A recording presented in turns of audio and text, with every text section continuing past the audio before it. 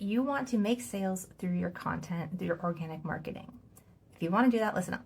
So I'm going to talk a little bit about written content specifically, but I think this goes for video content as well.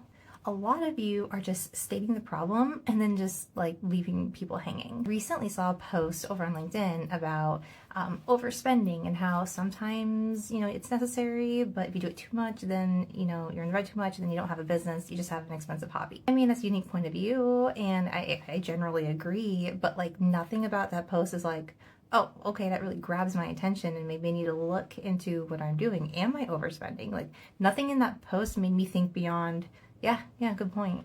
I think this post could have hit harder if they told a story. Maybe they could have taken me on a journey of one of their clients who initially had to go into the red to, maybe invest in something. Maybe they were in a launch, they had to invest in Facebook ads. Maybe they had to spend a lot of money upfront to make that ROI. But then maybe something happened and they continued to invest, continued to spend money when they weren't bringing it in.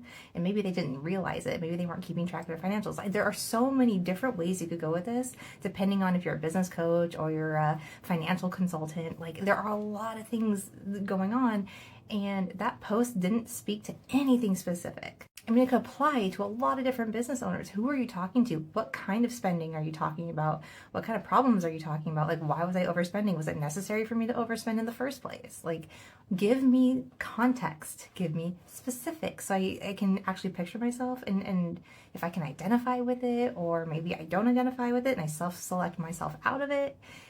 There's just nothing in that post really grabbed me and made me think beyond cool. So when you do your content, I want you to think about the context. Who are you talking to? What kind of problems?